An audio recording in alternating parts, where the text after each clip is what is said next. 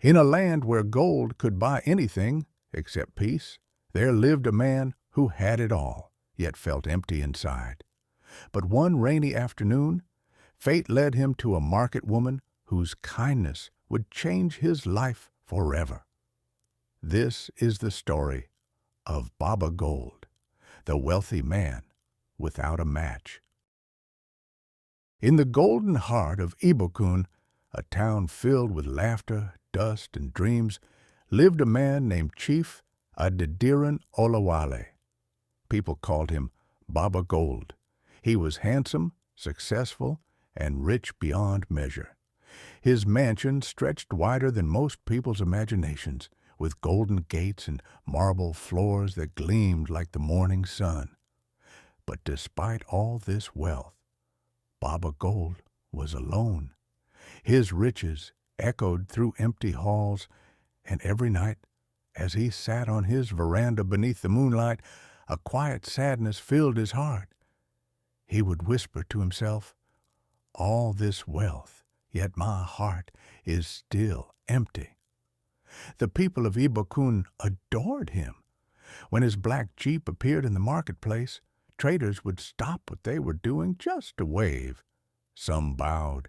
Others whispered to each other, "That's Baba Gold, the man who built the town hall." Beautiful women, dressed in bright lace and perfume, tried to win his attention. They smiled, they flattered him, and they praised him with soft words. But Baba Gold saw through their charm. "They don't see me," he thought. "They only see the glitter of my gold." He searched for love among the rich and educated, but every woman seemed to love his wealth more than his soul. Their laughter was practiced, their words were perfect, but their hearts were not true. Even his servants noticed the loneliness that followed him like a shadow.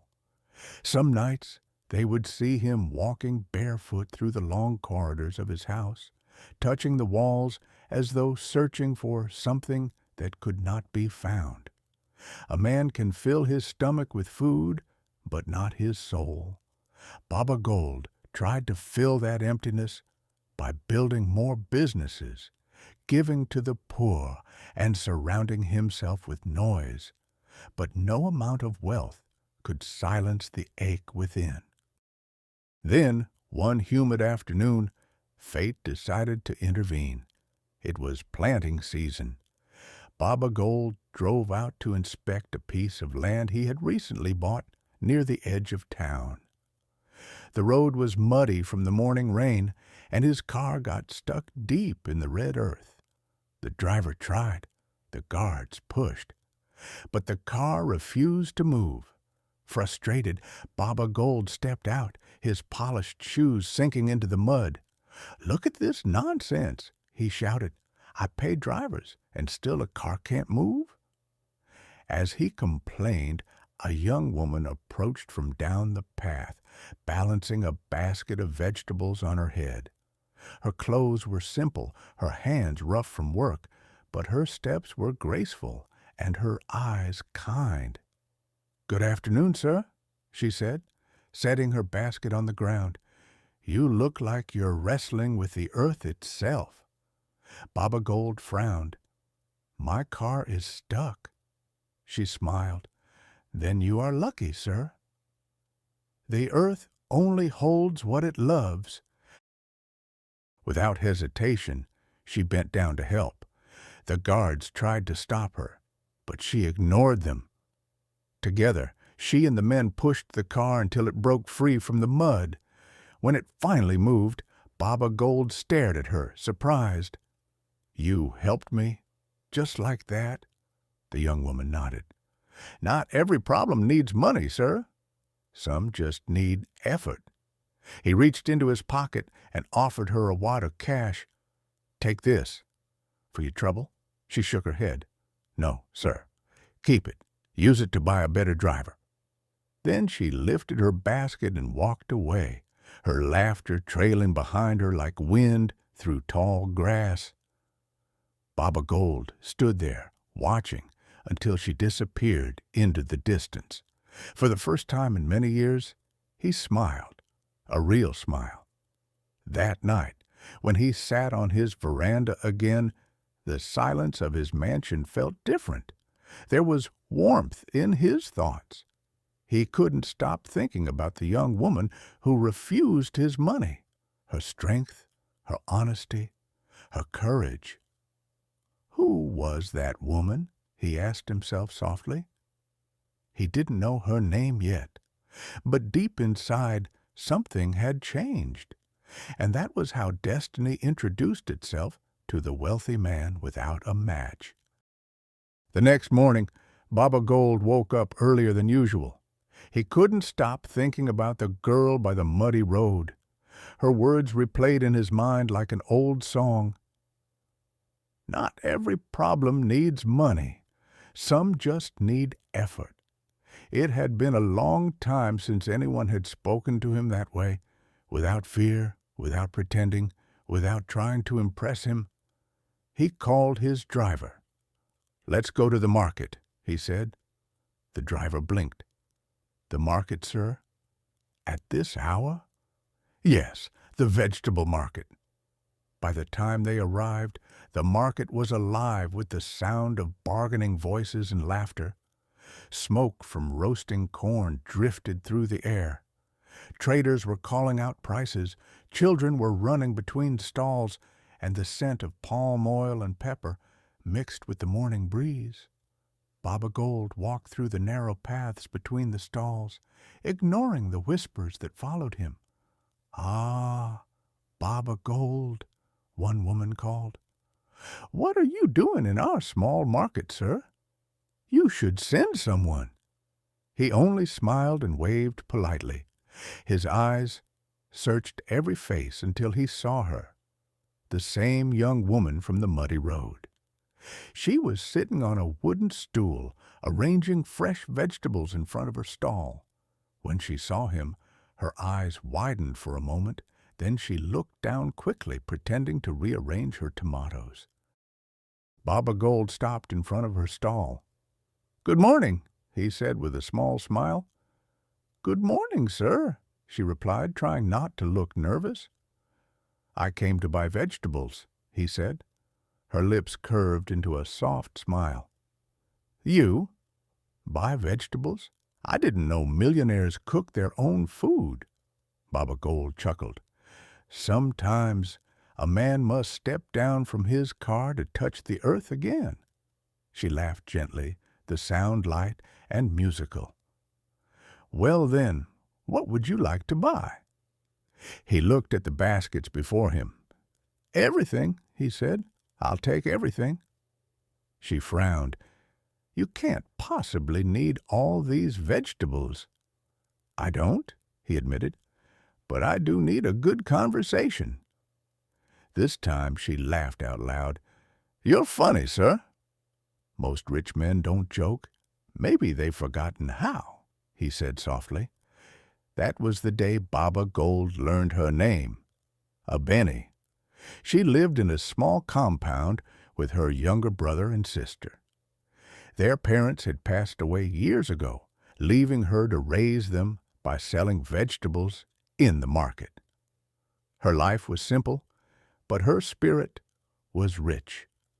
Baba Gold began visiting the market every few days. Sometimes he came under the excuse of buying vegetables, other times he came just to talk. They spoke about everything, about how people chase wealth but lose peace, about the beauty of hard work, and about the small joys that money can't buy. And each time he returned home, his mansion felt a little less empty. But soon, tongues began to wag. The people of Ibokun loved gossip almost as much as they loved palm wine. "Have you seen Baba Gold lately?" they whispered. "He spends his time with that market girl."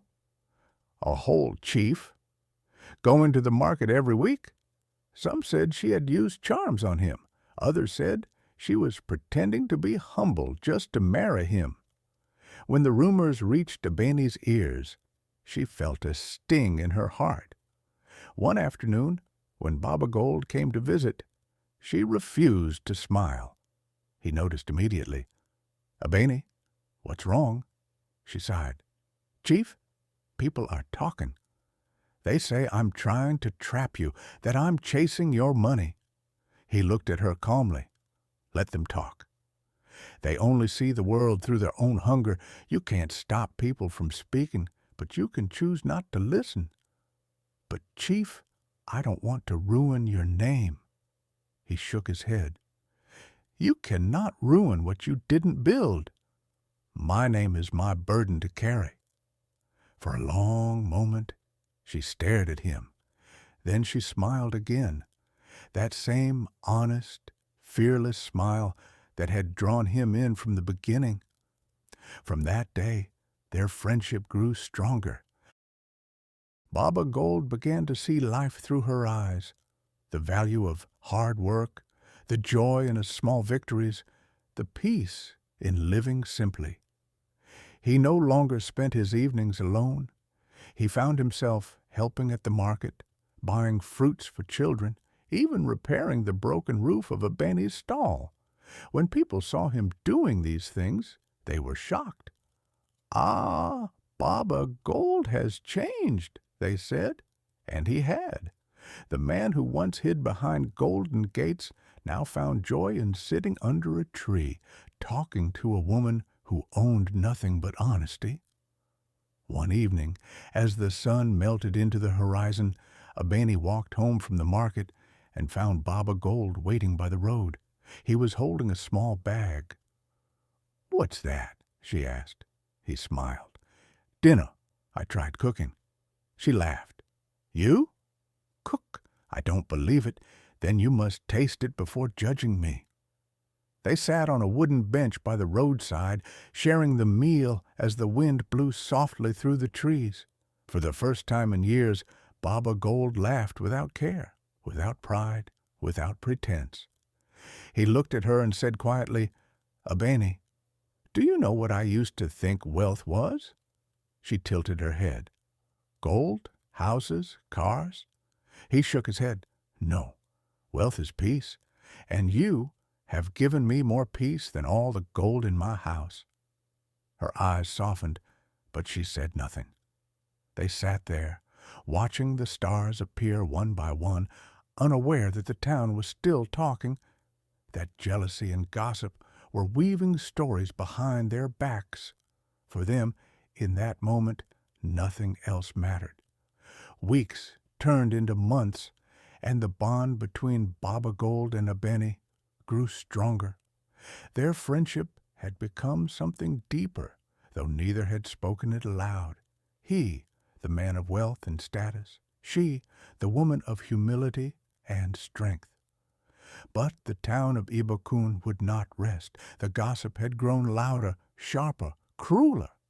Some said Abeni was pretending to be righteous, waiting for the day she would inherit his fortune. Others said Baba Gold had gone mad, bewitched by poverty. One evening, as Baba Gold sat outside his mansion, sipping palm wine and thinking about Abeni, his childhood friend and advisor, Chief Bombadil, came to visit. "Adediran," he began, "you're making a mistake." Baba Gold looked up slowly. "What mistake?" "This girl, this market woman, people are talking. You have a reputation to protect. Think of your name, your wealth, your position. A man of your level shouldn't be seen with her." Baba Gold smiled faintly. "My name built walls around me, Bombadil, and those walls made me lonely. Abeni saw the man behind the walls. That's something gold could never buy." His friend sighed. "You'll regret this. Mark my words." But Baba Gold only said, "Then let regret come, if it must." A few days later, Baba Gold decided to test what his heart already knew. He disguised himself. He wore an old shirt, dusty trousers, and a torn cap. No jewelry, no car, no guards. He went to the market alone, carrying a small sack of yam on his head. When he reached Abeni's stall, she was arranging her vegetables as usual. He approached quietly. "Good afternoon, Abeni," he said in a low voice. She turned and blinked in surprise. "Adediran, what happened to you?" He smiled. "Life humbled me. I lost everything. My businesses collapsed. My house was taken by the bank." Abeni looked at him with wide eyes. "You mean you have nothing?" "Nothing," he said. "Not even a car to drive home. I came here to see you one last time before I leave town." For a moment she said nothing. Then she reached into her basket, picked up a few yams and vegetables, and placed them in a small bag. "Take this," she said gently. "You'll need food for the road." Baba Gold stared at her, his throat tight. "You're giving me your goods, even after hearing that I've lost everything?" She nodded. "Chief or not, rich or poor, you're still human. And humans don't stop caring just because life changes. Money can disappear, but kindness, he couldn't hold it anymore.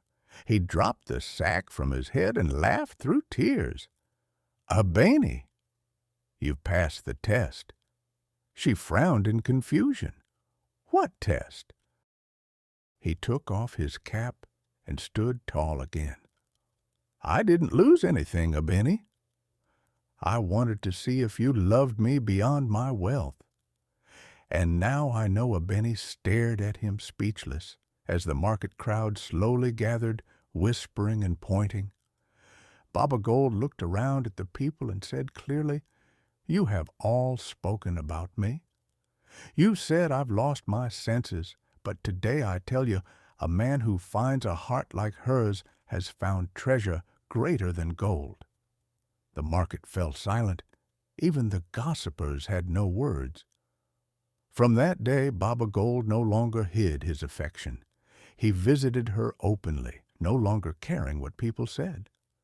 When he finally asked for her hand in marriage, Abeni laughed softly and said, "Chief, are you sure you're not just lonely?" He smiled. "I was lonely, yes. But now I've found peace, and I want to share it with you." Their wedding was held beneath the great Iroko tree at the edge of town. There were no golden decorations, no diamond rings, just drums, dancing, laughter, and love. The people came, curious and amazed. Some came to gossip. Others came to witness a story they would tell their grandchildren for years. Baba Gold stood beside his bride, his white agbada shining in the sun, while Abeni glowed in a simple lace gown. He held her hand and said, "You saw me when others only saw my gold. You touched my heart when others reached for my pocket. From today till my last breath, I will cherish you." The crowd erupted with cheers. The drums beat louder. Even the wind seemed to sing for them. Years passed, and their love grew stronger. Baba Gold was no longer known just for his wealth. He was known for his kindness. He opened a school in Abeni's name, and his gates were always open to the poor. Whenever someone asked him, "Chief, how did you, a man of gold, end up with a woman from the market?" he would smile and reply, "I searched everywhere for beauty, but found truth instead. I searched everywhere for gold, but found love that cannot be bought." And when the sun set each evening, the sound of laughter could be heard from their veranda, laughter that filled the once empty halls, laughter that made even the air feel alive again. Because in the end, Baba Gold learned the greatest truth of all. Wealth can buy comfort, but only love can buy peace.